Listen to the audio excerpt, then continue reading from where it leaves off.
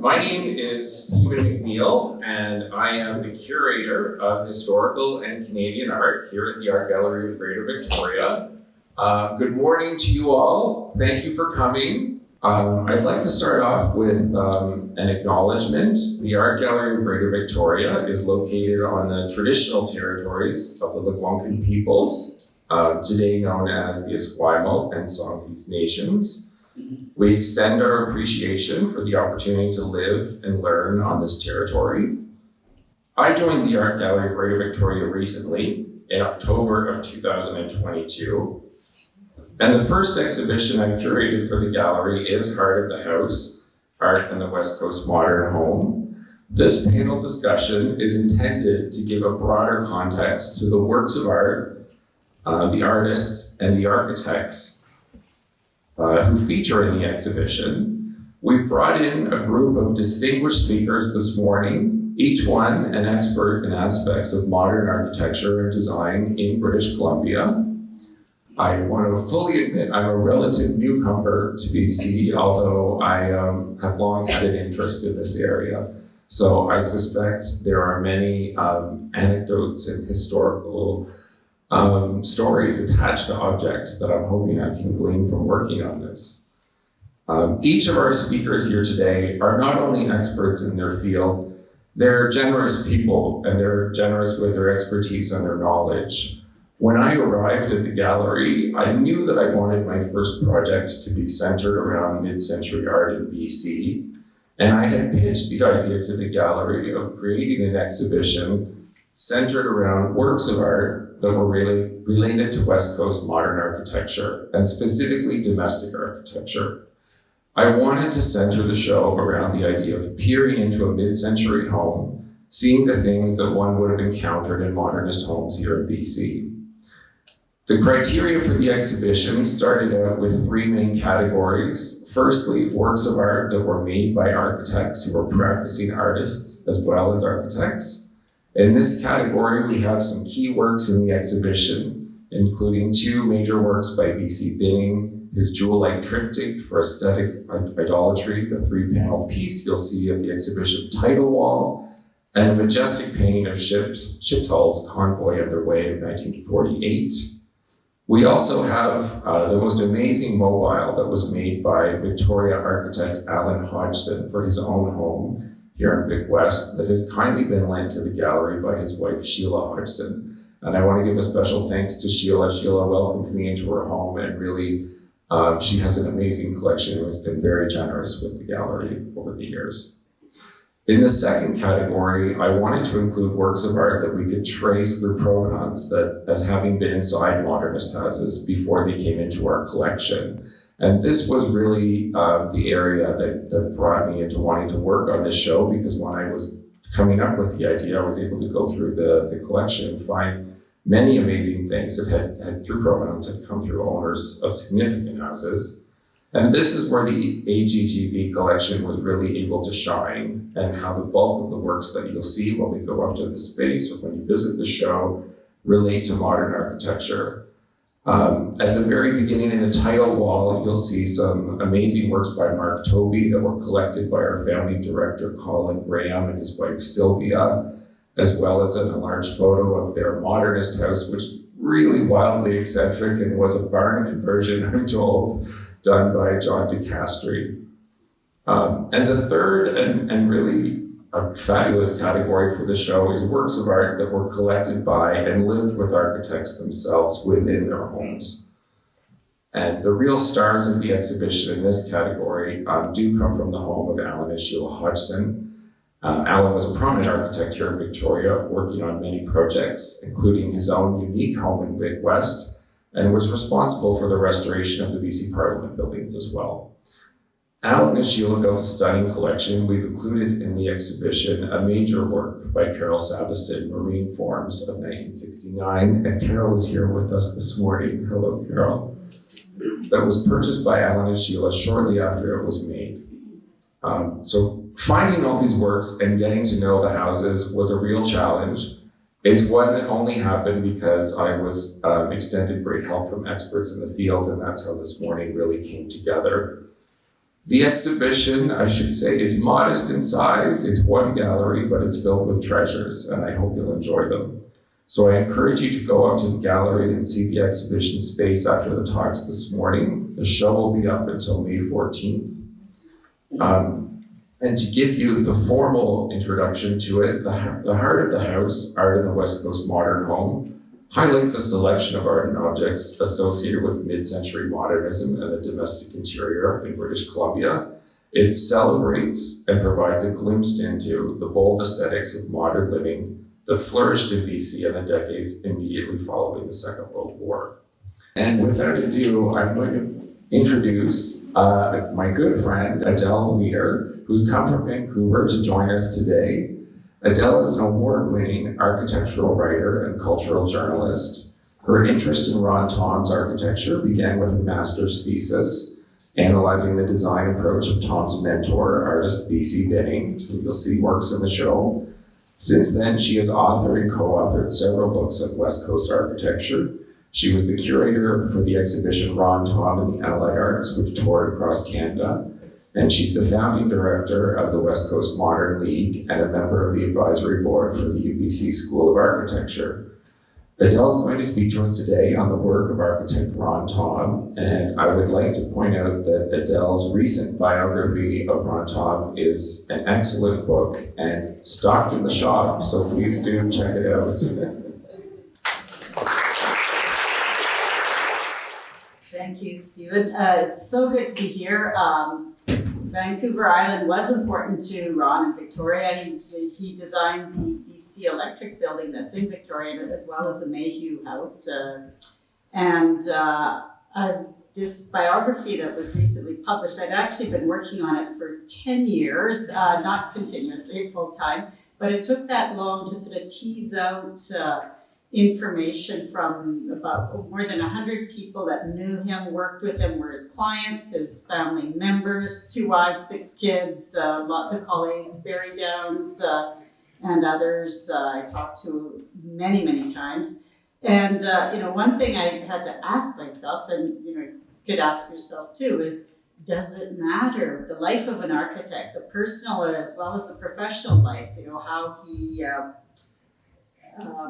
his family, his siblings, his mother, his father. We're used to biographies of movie stars and writers. We think their life stories are important. This is him with he's like, I learned that John Di Castri studied piano before architecture, so did Ron Thom. And does it matter? Well, when I did the deep dive into Ron's work, I saw musical imagery in it. And then he switched from piano in his mid-teens to studying art. He never had an architectural education. And I think that if you get to know Ron's work and the artistry of it, you think that matters too. That's very important. And this actually isn't in the book, but this is a picture of him during his art school days, because his classmate and best friend at the Vancouver School of Art was Don Jarvis. And you'll see Don's beautiful painting, at least one of them I noticed, probably more, in the show. And they had this, like their work with their painting was very different. Very few of Ron's works survived because he gave up painting for architecture. But they had this sort of ethos that was very, intuitive. It wasn't rationalist. It wasn't really formal. It was just very organic. And this is Ron's teacher, his at art school, B.C. Binning, in the house that Binning designed. And I found out that what Binning taught Ron was very important to his architecture. And it was Binning who persuaded Ron to go to architecture school. Otherwise, his other teacher, Jack Shadbolt, wanted Ron to be a painter, and he actually Jack wrote an article in Canadian Architect while Ron was, in his senior year, saying, Ron Thom and he named several other of his classmates, these are the future artists that are going to matter in Canadian art history. So it's quite remarkable. He could have been a success in either field, but it's like he took his art talent and his art education, and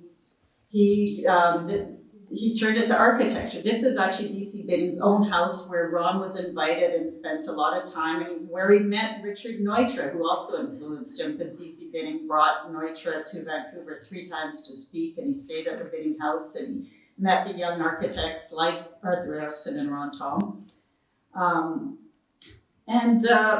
I've got this is Ron's first boss in architecture, Ned Pratt. Ron designed that beautiful glass screen you see in the wall pop on the right, but Ned designed the house. And I show this because it shows you the artistry. This Ned trained at the University of Toronto Architecture School as an architect. This is a house Ron designed it the same year that Ned designed that other house. One's designed, by U of T architecture grad, which at that time was heavy on engineering.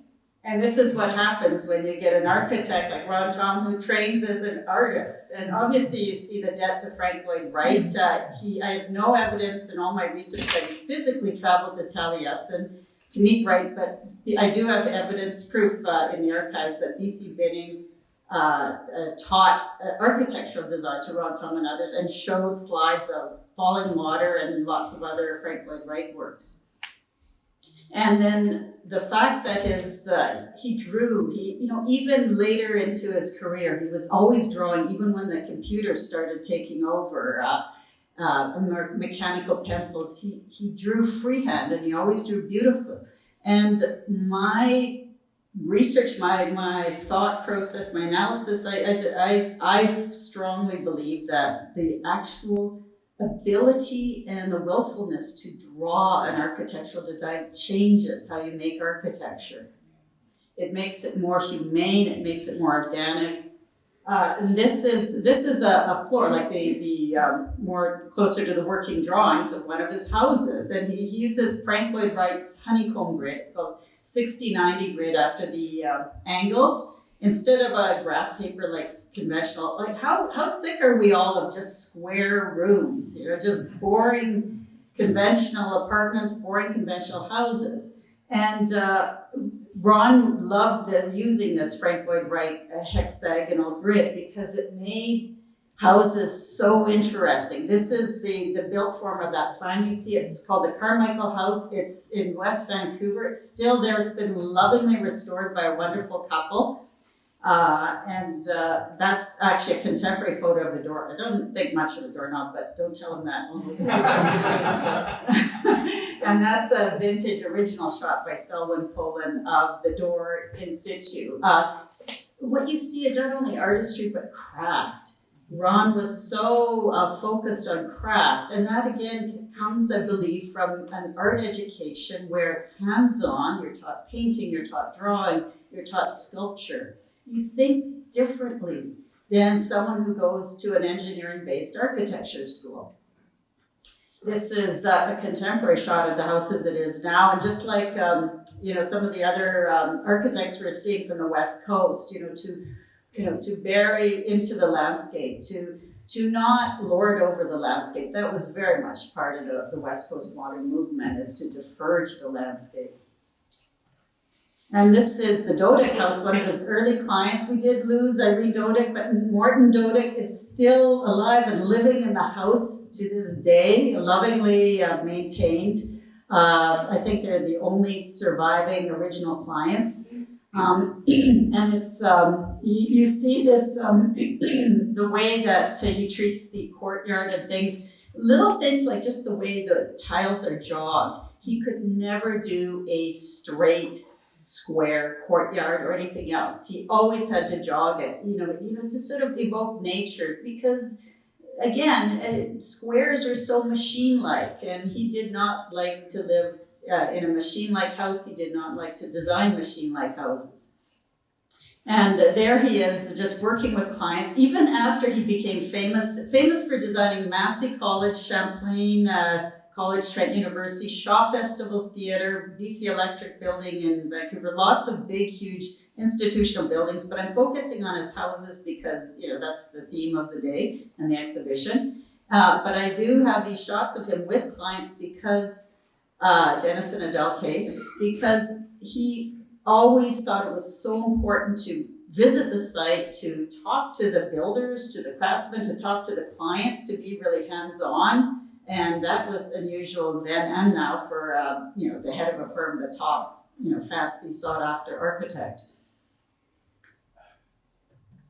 And this seems to be stuck here. There we go. Okay, and this is just some coverage of his own experimental house in Western Homes and Living. His clients tend to be more affluent, and then his own house was very, very tiny, threadbare. It's made with plywood. So he's kind of like a martyr, but it was a bit like Jonas Salk, how he injected the polio vaccine into his own son, and Ron Thom experimented with housing in his own family. It's really cool looking, but it was freezing, and he had plywood walls and a concrete floor. When now it's so avant-garde, but back then it was just crazy, and they didn't have the kind of insulation and materials to make it work properly. But in the article that the reporter interviews Chris Thom, his wife there, and she says it's a joy to living and easy to maintain. And I interviewed Chris Thom when she was 95, living on Hornby Island, and I showed her that article and those words, and she said, "What crap!"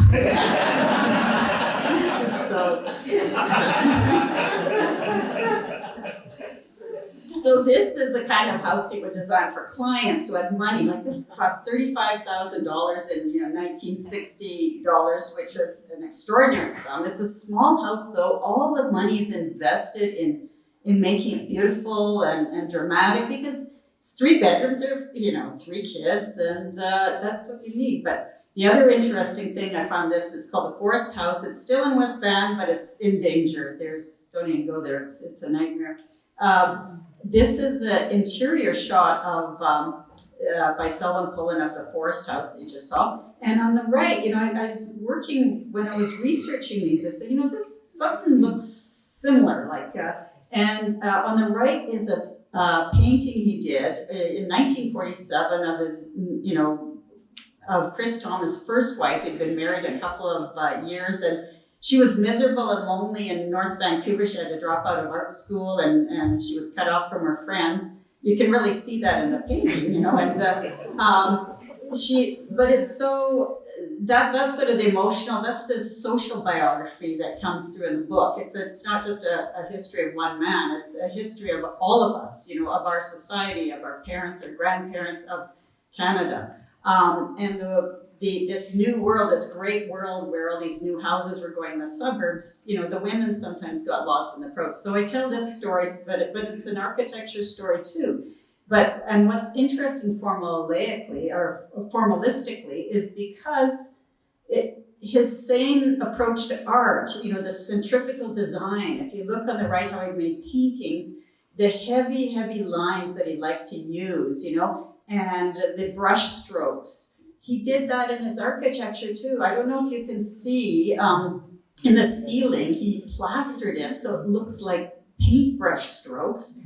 And the way he did his art is opposite of Arthur Erickson. I'm sure most of you, have an idea of Arthur Erickson works. It's huge open spaces. It always looks like it's ready for a party for 100 people, Ron was an introvert. He was the opposite personality type of Arthur, and he always made his houses for himself and for his clients as for cozy, small gatherings. And so I said, the life story matters. It's kind of like the person is reflected in their work, just like with writers and other kinds of cultural creators. And so it's just those strong organizing lines and the centrifugal composition I thought were correlated. And that's Massey College. I got to show you once. This is my one institutional shot. I'll show. And it's just, you could not. That's an artist who created that. The use of color, and it's so homey too, even though it's a big dining room for a college. Champlain College, the ceiling on the right, and then a little chapel ceiling. I took that phone shot myself on the left, and the Sunshine Coast. Big and small, the same care, the same artisanship, no matter what the budget, no matter what the size. Paul Merrick, I threw in a shot of Paul Merrick because he was his protege and his heir apparent. He dressed like him, this young Paul Merrick, and he's still here. He's here in Victoria now, and he's done so much great work locally. And here's the other institutional is a drawing by Bob McIntyre of Paul's work at Trent University. Ron did the master plan and did Champlain College, but Paul was the main designer of Bata Library in the back and the ferry on bridge. And Paul went to UBC Architecture School, but he has the mind and soul of an artist, and you can see it in like the bridge you see there. And here's the Ron Thom. This is the second last shot of him in his Toronto home, just to see. He still tried to bring the West Coast. He kept driving. He couldn't find a place to design his own home in Toronto because there's no sites in Toronto. He said there's no nature. And he kept driving and driving and driving and said, I gotta find a site. And finally he ended up in Scarborough. If you know Toronto, it's way, way at the eastern edge. To say, yes, finally, the Scarborough Bluffs, it's just like 30 miles from anywhere. But he said, that's my site. So he built his house there, and you can tell it's got the West Coast sensibility. He brought the West Coast with him to Toronto when he moved there. He never let sadly he had to sell it for financial reasons, but you can take the boy out of the West Coast, but you can't take the West Coast out of the boy.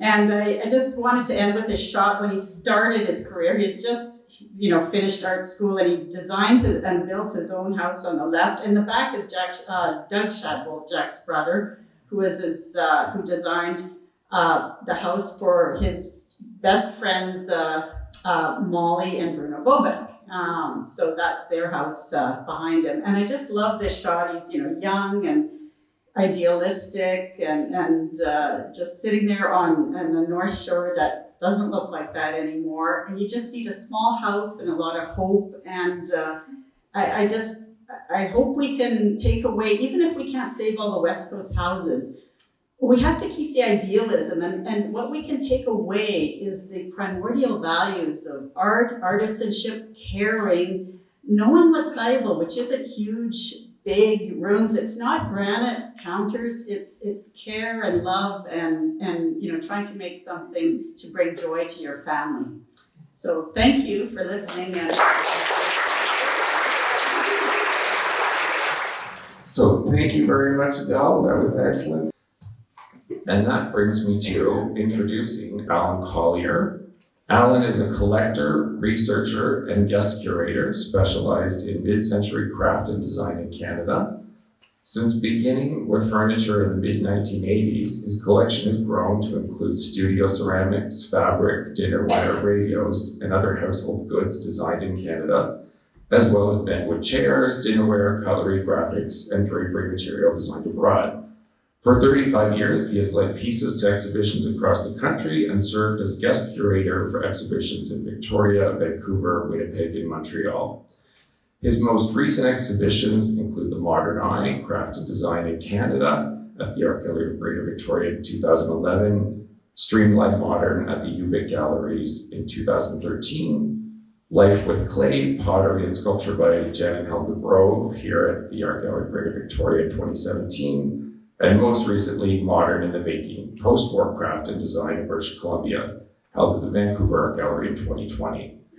Allan has recently contributed to the Ceramic Marks Registry as the Craft Council of BC and written an article on designer Peter Cotton for Ornamentum magazine. And there are some great pieces by Peter in the exhibition, so I encourage you to go up and have a look after this. And without further ado, I will pass the mic on to Allan.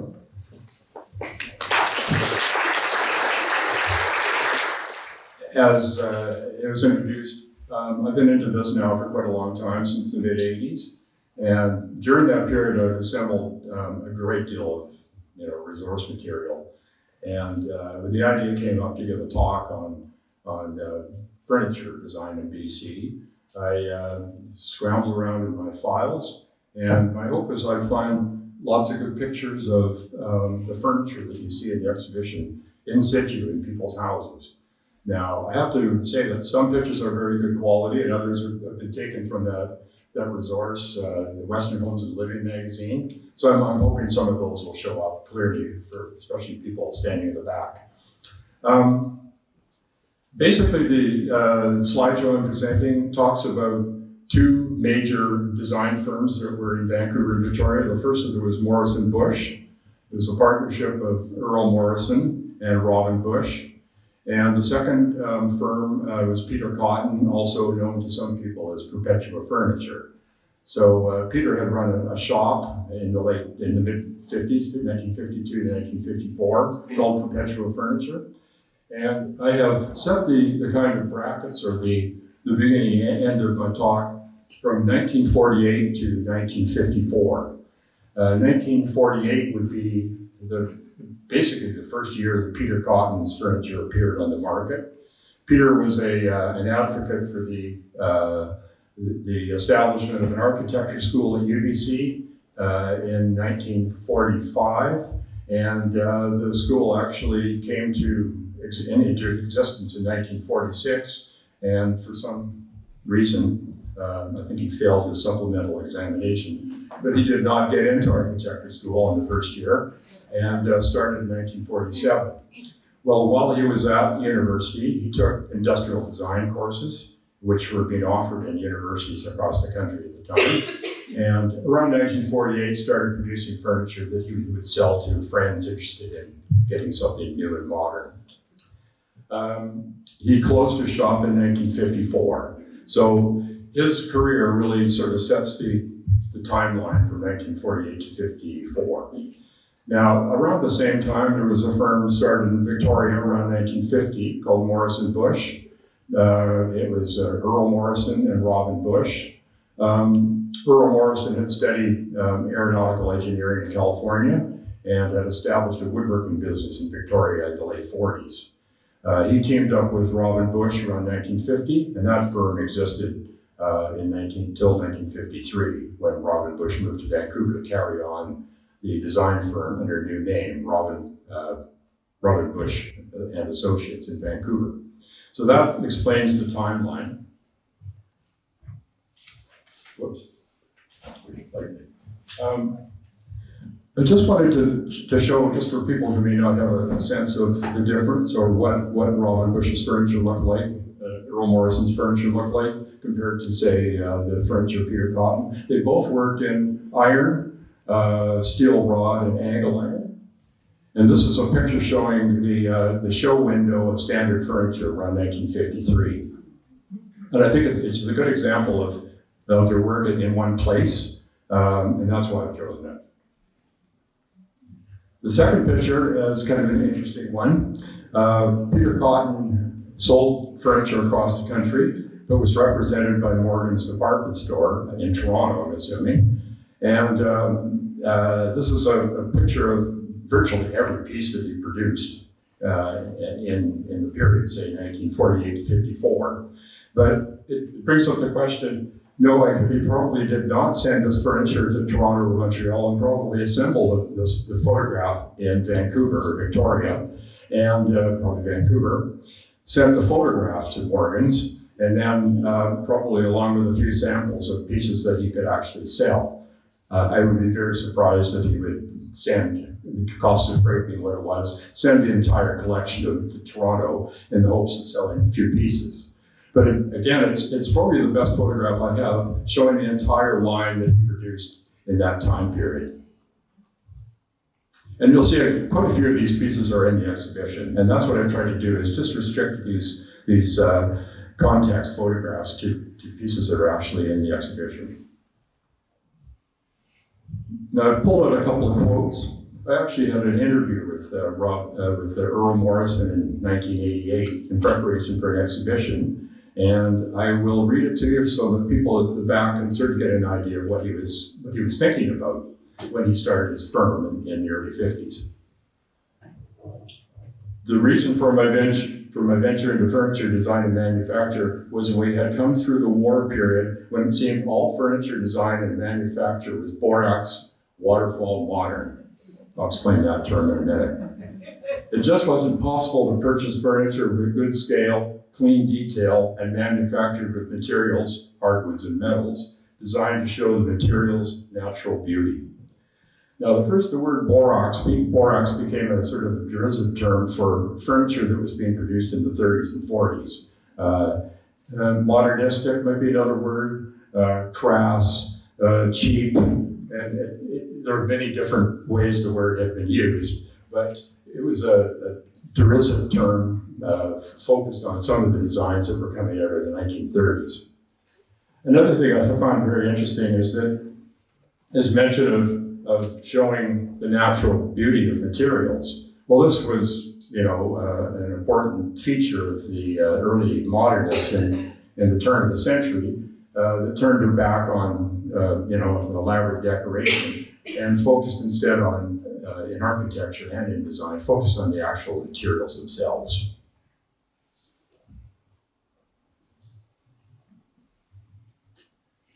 Now, at the time that these two firms were in operation, the federal government was involved in supporting design, mainly through the National Gallery of Canada. And coming out of that, where it was a major group that was promoting design, it been formed through a group that started at the National Gallery called the National Industrial Design Council. And they sponsored a number of different initiatives. The first of these was the Design Index from 1949 to the late 50s. They opened a design center in Ottawa in 1952 that lasted until the 60s, and then they opened subsequent centers in Montreal and Toronto. They instituted a design awards program that both Peter Cotton and Morrison Bush were involved in, winning many awards in the early 50s. Because of the Design Index and the awareness that the National Gallery had of design in Canada, some of their work was featured in the Milan Triennale in 1954 and again in 1957. Some of the work was shown in Domus magazine because the federal government, if they were asked by other governments what Canadian design was all about, they could point to examples that were in a registry called the Design Index.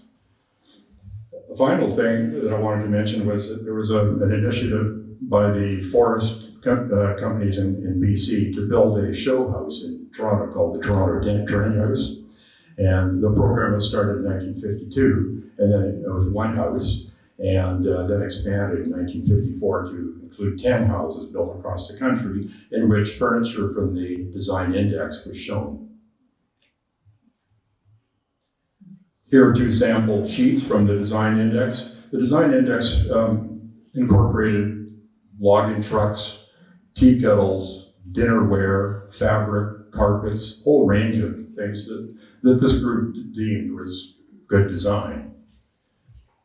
You'll see a buffet that's very much like the one on the left, and Peter Cotton's springback chairs also in the exhibition. These are pictures of the Design Center in 1952 and again in 1954. And you can see on the top picture, there's a side table of Earl Morrison's in the background. And in the right-hand picture, there's springback chairs and dining table by Peter Cotton. And a settee by Earl Morrison and Robin Bush. And then a lug lamp, which is in the exhibition today, over in the far corner. Another thing the Design Center did was they held an exhibition on the idea of furniture, modern furniture being light and how it created space in a modern home. A lot of people were moving into small houses of under 1,000 square feet, and what they're advising is that people take on furniture lies on the right. And you can notice in the far right-hand side there's a BC Binning work by BC Binning. And in the far corner, a tripod lamp by Peter Cotton. But the idea was that you could create space in a small room by reducing the bulk of the furniture in the room. These are pages, this is a cover and page from the Design Awards booklet that were put out starting in 1953 and lasted till about 1960. In 1960, they closed the design center and some of the programs in Ottawa and opened centers in Toronto and Montreal. So again, you'll see, I think the side table on the bottom is in the exhibition. Another thing that the government was able to do is to collect some of the best examples of Canadian design and show it in the Land Triennale. And just center right is a rush-seated chair by Earl Morrison. In the far corner, you can see the tripod lamp by Peter Cotton. And in the center of the picture, a dining table by Robin Bush.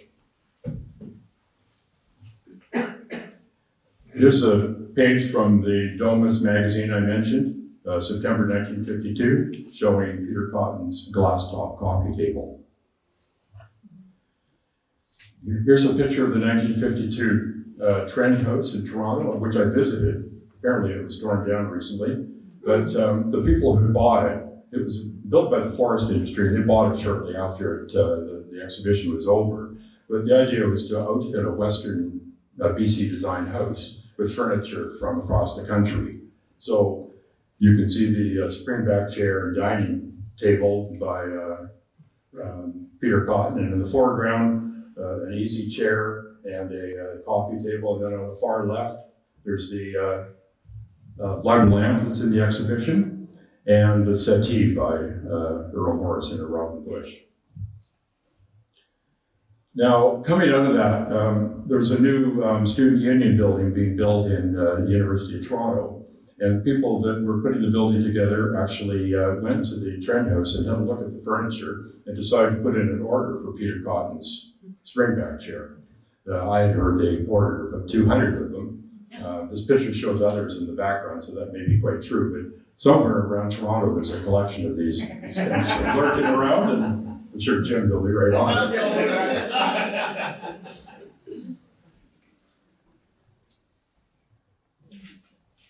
Now, here are some of the in situ photographs.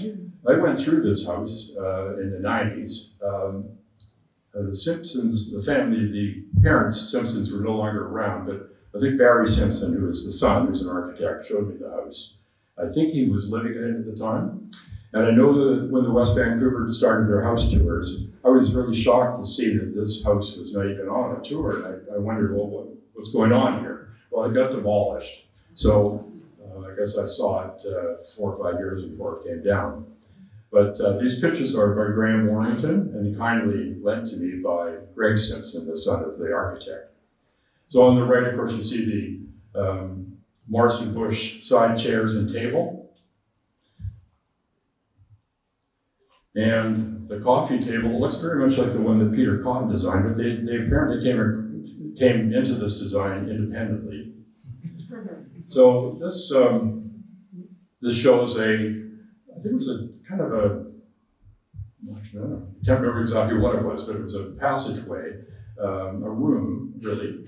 And the mural by John Corner extended right through from that room, right out into the patio. And at that time when I had a look at it, it was starting to deteriorate. This is a shame. It's a fantastic mural. And it just extends right through the glass door and right out into the garden. Now this picture shows the Simmons residence. The firm, of course, Douglas Simpson's firm was Simmons and Simpson. And the Simmons, too, also are very firm supporters of Robin Bush's furniture. And the furniture was laced like throughout the house. And that's actually Robin Bush standing by the fireplace with his wife in one of his designs. And Mrs. Simmons, presumably on the left. And right here is an ashtray that Peter Cotton had designed, and it started to market through Robin Bush Associates when he stopped his Perpetual Furniture shop in 1954. And there are some of the other examples of Robin Bush and Earl Morrison's furniture in the house.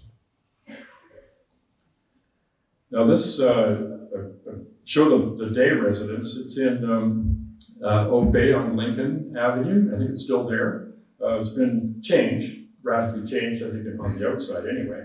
But I borrowed furniture from Mrs. Day for a couple of exhibitions in the 80s and early 90s. And I went through the house several times. And these pictures appear in Western Homes and Living. There's a sideboard on the right and dining chair and table on the left picture. This is another nice little house that was designed by Alan Lester in association with the owners. The owner was Mr. Roland Brown, who was an interior decorator at Standard Furniture.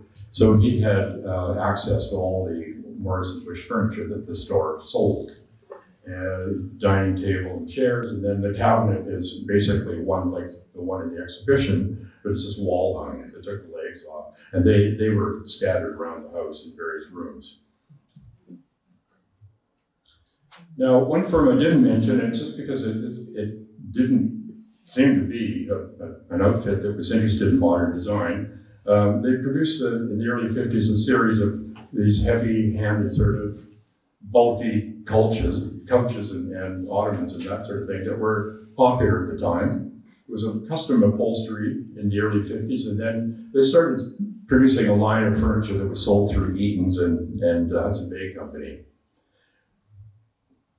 But this, you can notice the one on the right is the one that's in the exhibition. I don't imagine there are very many of these produced.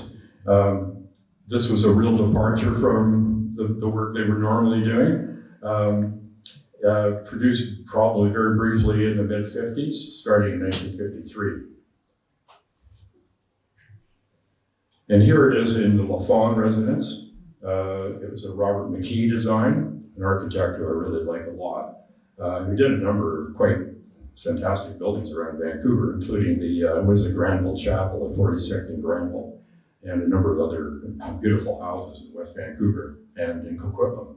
But this was the Lafon residence on 34th Avenue, and it's since been demolished as well. You can see these may be about the only 2 or 3 chairs that were ever purchased, who knows? Now, as far as a small house is concerned, this is an 880 square foot house, the King residence, designed by a young architect, Arnie King. And the article that appeared in Western Homes and Living was all about making a small house seem big by having light furniture. So there's springback chair and dining table on the left by Peter Cotton and a round coffee table on the right. This other photo shows a armchair designed by Peter Cotton and his collaborator Alfred Staples on the left, and then a lug lamp on the far right. This is the Lawrence residence, designed by John Woodward, West Vancouver, showing springback chairs and a dining table. I think that's about it.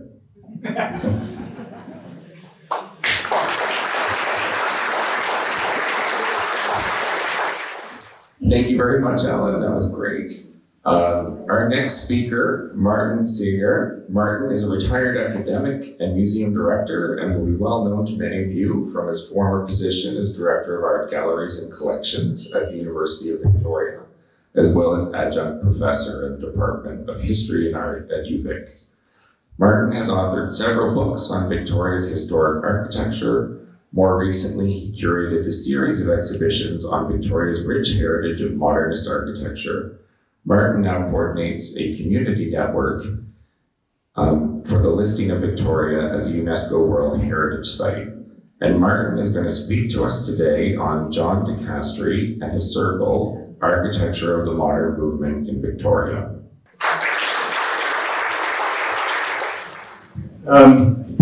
First of all, an introduction to the images I'm going to show. I'm drawing from our fairly new effort at the University of Victoria to assemble what we're calling the architectural archives of the Pacific Northwest. So the images you're going to see are pretty much drawn from that collection. And I'm going to feature some architectural drawings. The second point is, with Alan, you've seen the inside, so this is a little tour through the outside of houses, and I'm going to look at maybe what I'll call some of the threads that weave themselves through modernism as it appeared in Victoria influences, that is, coming mainly from Europe and the west coast of the United States. But you will detect a bias in my conversation, probably. I guess in today's parlance, I call myself a critical regionalist. I'm a great believer that architecture should fit its setting.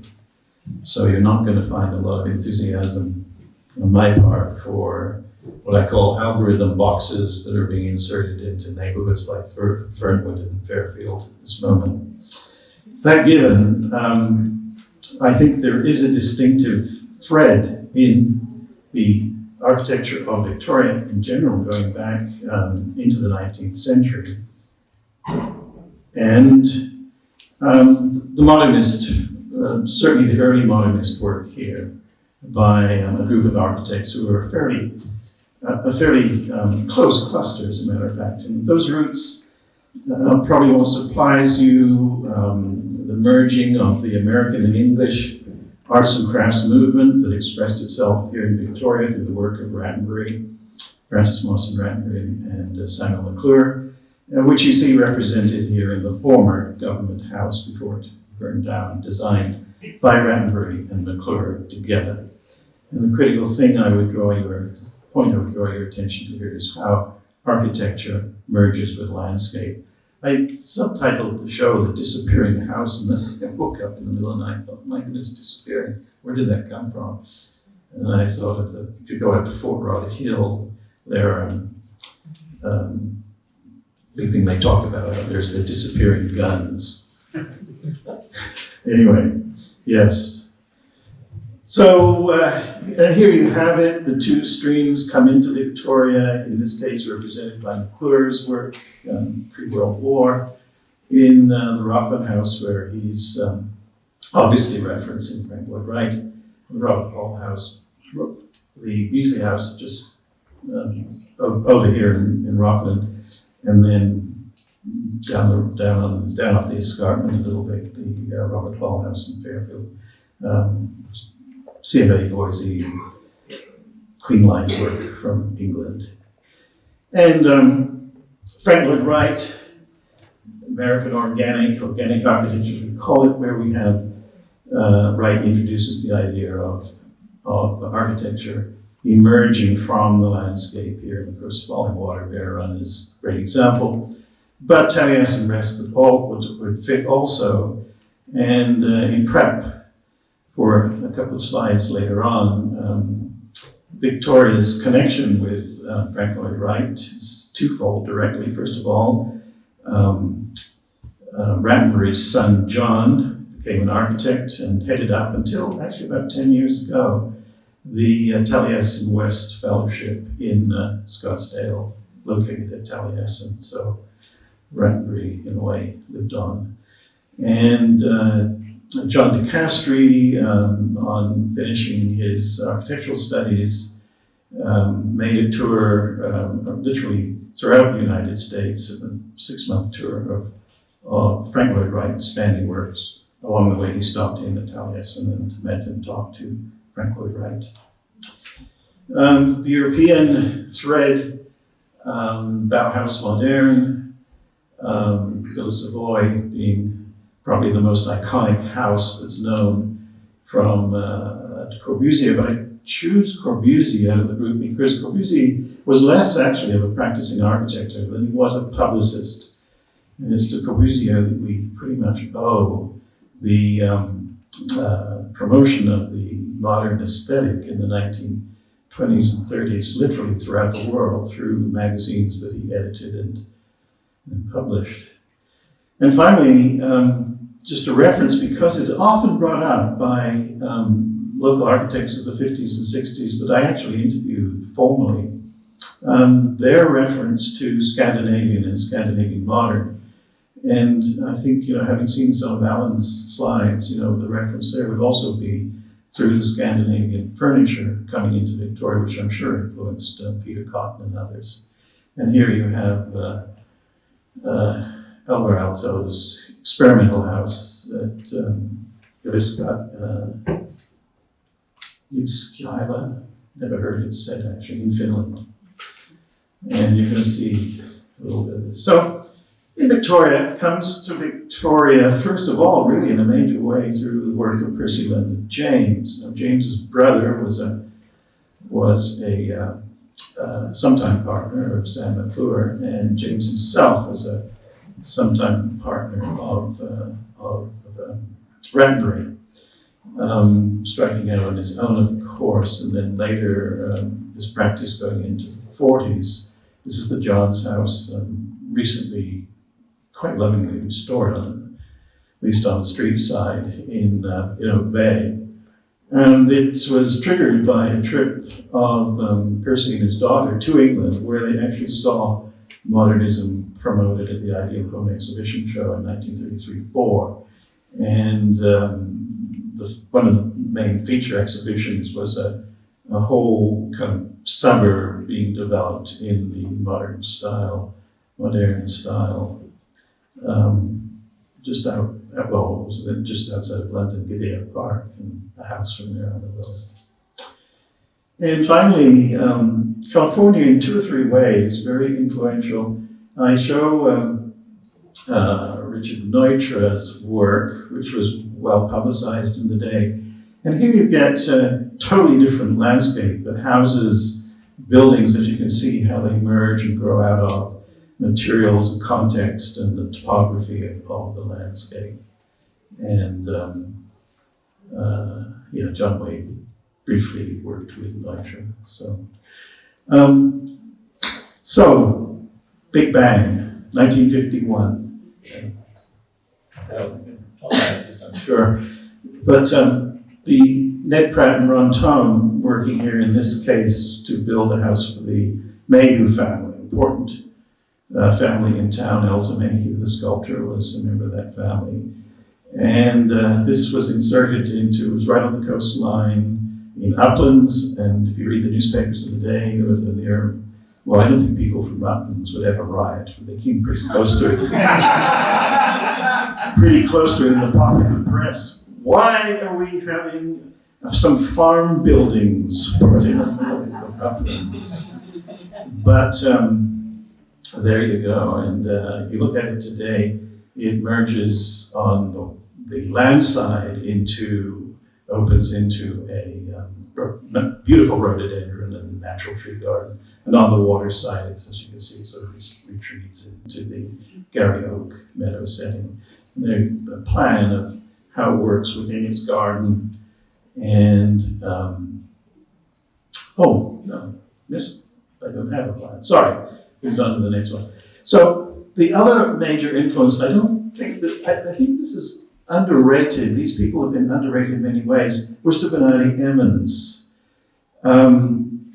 Don Emmons and, actually, both Worcester and Bernardi being involved in setting up the new School of Environmental Design at the University of California, Berkeley, and also running quite a large, powerful architectural design firm, putting up buildings all over the world. They specialized in university campuses, among other things. So they were brought out to design UVic and remained the external designers over a period of about 40 years. And there was constant back and forth. People went down to visit their office. But more than that, they insisted that the actual buildings not be designed by them, but by local architects. But they had fairly tight control over what happened. And they insisted that the university landscape be dominant and become a garden campus, and the buildings be secondary to it. So you had this kind of push in the local market. And here you have the Redwood House by Worcester Bernardi Emmons with the landscaping by Lawrence Halpern. And Halpern also did the fundamental campus garden design for UVic. And to the left, you can see how it's inserted into that landscape. So, the introduction of the West Coast style. We saw that in the Mayhew House, and here's the Mayhew House, and here you can get your vocabulary and what you need to go around and appreciate the West Coast style. A post and beam house, as you can see, very simple, straightforward construction, which is revealed on the interior. Integration with landscape, provision for automobile, very important coming up in the 1950s. Bringing light into the house from all directions, windows, wall to ceiling, exterior envelope windows, sunshades, and then this what's called orthogonal and functional massing. So the house is designed to accommodate its various functions with distinctive parts of it, usually on an axis, respecting the landscape, and carried into more generic kind of architecture here. Toddy putting up a house in Rockland's, beautifully restored recently by the current owner of Jones House, 1958, and it's just down the road here. Underneath it, I show Hollingsworth and Downs, Barry Downs, again, designing buildings on campus, but also worked with Ron Thom too.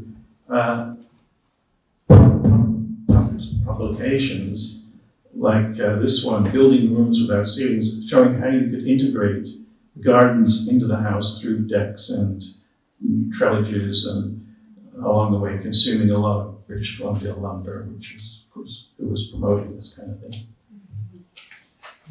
A cast of characters, and I won't go through them all, but this is the group that pretty much worked well together, sometimes in tension, sometimes very collaboratively. Here, the group, the one way or another, working on two projects together in the early 50s, late 50s, early 60s, UVic campus and Centennial Square. And I'll pick up on two or three of these, just John Di Castri and Allan Collier, and then John Way will have a look at some of their buildings. Another influence of the day was a huge lot of housing happening in Victoria right after the war. Demobilization of the Canadian Army, rush of immigrants of all kinds, and the need to build housing. The Canadian Housing Enterprise Canada, which became CMHC, SaveGen-C, and 3 or 4 extensive subdivisions, Topaz Heights being the fully built out one. The number of houses out there, there's about 120 or so of these small bungalows, deemed compatible with West Coast climate and conditions. So John Way, first of all, so John comes, he's British trained, and he's here designing a new shop front for, oh my goodness, Dana, go on. You all know who's Egoyan, yes.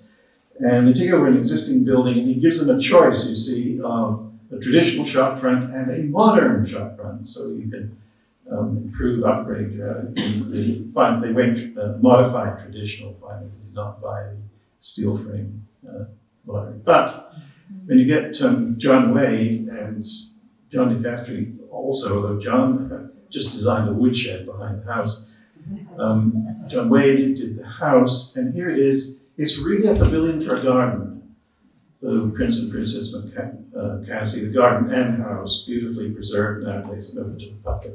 Again, not far from here on Val Bay and Fairfield. And there you see this whole concept of the house being actually here quite purposely secondary to the garden landscape setting. And the interesting thing about this house was designed on the 4x8 module because of course, the plywood sheet being the new building material, which came in 4x8 sections. Alan Hodgson, been mentioned already. You'll see, as Stephen mentioned, some of his art led by Sheila. We've just acquired Alan's office archive.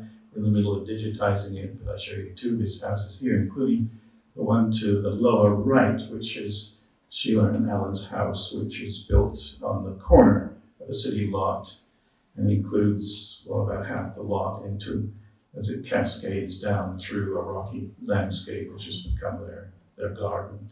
And the house is literally an addition to that topography. You can see the Warren residence above, designed on the same principles, which brings us to John Di Castri. And I was going to show a few Di Castri examples just because he was probably, for a while, building more houses as one of the senior architects in the city than anybody else, and also because of his radical design approach, fueled, of course, by indirectly the influence of Frank Lloyd Wright. Indirectly, I'd say, because his actual mentor was the University of Oklahoma Dean of School of Architecture, Bruce Goff. Goff was known for his fantastical works. I'll show you one shortly. But with John's archive, we actually managed to also acquire a large portfolio of Goff drawings, which John had brought with him from Oklahoma. And we can see from that inspired a number of his early work. So, a lot of cedar, landscape drives the design, all those elements we looked at so far. Where John really hit the fast track was with his Trent House. Allan showed earlier one of the other Trent houses. The Trent House program was designed to promote Canadian architecture, but among that, Canadian materials, particularly wood. And this house, as you can see, designed for Gwen Cash, has been slightly enlarged, but beautifully preserved in the Upper Richmond area. And again, as you can see, is a pavilion and a garden which captures views and vistas across the landscape. John sketched for it to go back. And it was well published. And this is from the pamphlet that promoted the Trent House designs. And there's the interior. And you can see some cotton-esque furniture maybe, but certainly Scandinavian. Okay, better, sorry. And so here we have John now with various of his early designs. I'll show you the plans just because we have them. Some of these were actually not built, but to show how we went about fitting the building to the landscape. And these kind of flying buttress extended wooden beams were hallmark. He used them in a number of his designs. 2 or 3 of his houses, I'll just show you quickly. The Dunsmuir residence in 1951, and early on the idea of organic, high in his mind at the time. This one obviously based on a shell design, seashell. And there you see an image of it. The house survives, although you can hardly recognize it through modern 10 Mile Point. And the Smith Valentine house out on Goldstream Road, again, a kind of radical piece of design work made for his forest backdrop, which has since grown up around it, and again, beautifully restored too in the last couple of years. And there's, if you can get your mind around that, good luck, because as you can see, a very complicated spatial mind that John brought to his work. In the Watts residence, now to be seen in its Gary Oak cluster that has grown up around it, but here is sailing above the rocky landscape of the southern end of the uplands. And again, the plan to the right gives you some idea how what he's thinking here. Probably more very righty in this. And this thread goes right the way through up to, almost modern times. We lost Roger Smith 3 or 4 years ago, and but his houses survive, or his architecture survives, but you don't see it because Roger loved to bury his houses. Here you can see a design. I tried to take photographs of this a year or so ago. It's almost impossible to photograph. You can see how it cascades down the slope just outside of Uplands on the north side. And here in this area, the Five Corners building on corner of Fairfield and might even be Moss. Steps back from the road, as you can see, nestles into the bungaloid character of Fairfield. You hardly see it, and yet it's a major piece of retail. And then the ravine, I call it the ravine house, I don't know if it has another name, it's just on John Crescent. And almost underneath the castle, you drive by 4 or 5 times, you don't see it. And then, oh yeah, there it is. And drops away where you park the car and you see the whole house, and it's behind the grass there, you see. So, Bruce Goff, final project we'll look at by John Di Castri and promoting our collection. And there you have Bruce Goff with his spiral house, which is actually built and is included in the portfolio. And then Windsor Utley. Utley was an artist, American artist, who settled here for a while, had an art gallery.